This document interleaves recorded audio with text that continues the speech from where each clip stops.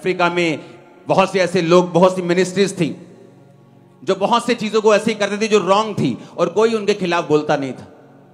क्योंकि जब आप लोगों के खिलाफ बोलने लगते हैं, आपके खिलाफ साजिशें होनी शुरू होती, फिर लोग बोलते चलो छोटो जी चुप करो। लेकिन मैंने बताया था ना, मुझे अपनी परवाह है, ना सेवकाई की, ना लोगों की।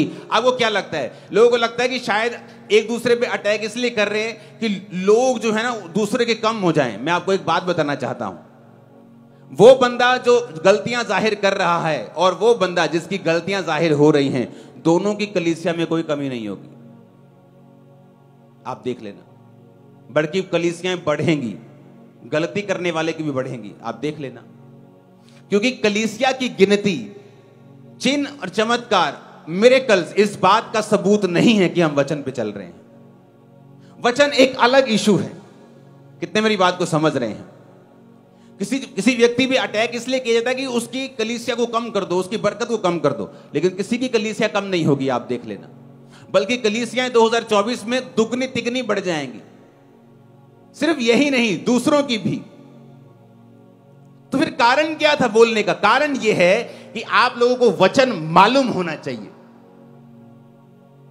क्योंकि कल को डॉक्यूमेंट्रीज बनेंगी, कल को टीवी चैनल्स वाले डॉक्यूमेंट्रीज बनाएंगे। अफ्रीका में डॉक्यूमेंट्रीज बनी है पास्टर्स के ऊपर, जिन्होंने अपने चर्च में गलत काम किए, और जब वो लड़कियों ने आके एक्सपोज किया उनको, तो अब लोग क्या बोलने लगे, उनके कमेंट्स पढ़ के देखो कि हम तो पहले ही कहते थे चर्च में नहीं जाना चाहिए। जब मैं इटली में था, मैंने एक गोरे से पूछा तू चर्च जाता है? कहता नो। मैं कहा व्हाई? कहता there are so many scandals in the church. कि चर्च में बहुत सारे स्कैंडल्स होते हैं, बहुत सारे घपले होते हैं। मैं चर्च में, वैसे मैं देखो तू क्रिश्चियन है? Yes I am Christian.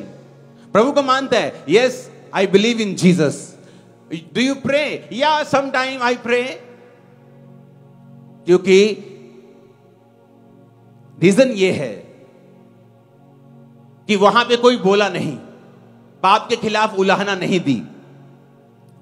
लेकिन आज जब वो डॉक्यूमेंट्रीज बन रही हैं और लोग सामने आ रहे हैं, एक बड़ा धमाल मचा हुआ है और लोग परमेश्वर के नाम की निंदा कर रहे हैं। जिस तरह वचन में लिखा है, तुम्हारे चरित्र के कारण सत्य के मार्ग की निंदा की जाएगी। इजराइलियों को परमेश्वर ने निकाला बाहर, इजराइली आए बाहर। बाइबल कहती है जब इजराइली बाहर आए तो इजराइलियों ने पाप किए, कुकर्म किए, गलत काम किए, हर प्रकार से परमेश्वर को निंदा, मूसा को निंदा। तो क्या हुआ? इजराइली पहुंचे नहीं, सिर्फ 2 लोग वहां पहुंचे। और जानते मिस्रियों ने क्या कहा? ओ देख लो इन्होंने, परमेश्वर इनको ले तो गया था पर इनको आगे नहीं लेके जा पाया। गलत वादे, झूठे वादे लेके इनको गया था कि मैं तुम्हें कनान देश दूंगा, लेकिन कर नहीं पाया। लेकिन रीजन क्या था? सत्य के मार्ग की निंदा इसलिए हुई क्योंकि लोग वचन पे नहीं खड़े रहे, लोगों ने व्यभिचार किया, लोगों ने परमेश्वर के लोगों को लूटा। इस तरह से निंदा की गई परमेश्वर के नाम की।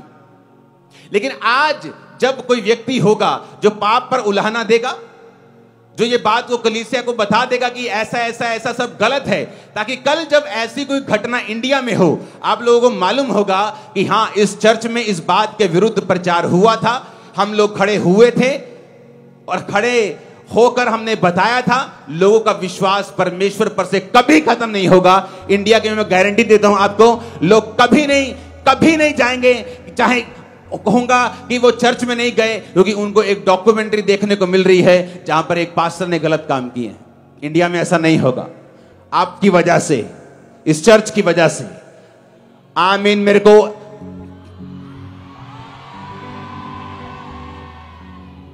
हालेलुया। हमारे YouTube चैनल को सब्सक्राइब करें ताकि आप परमेश्वर के गहरे भेदों को जान सकें कि कैसे आप परमेश्वर में बढ़ सकते हैं, कैसे आप दुष्ट आत्माओं से, नशों से, बीमारियों से और वंशों के श्रापों से आजाद हो सकते हैं।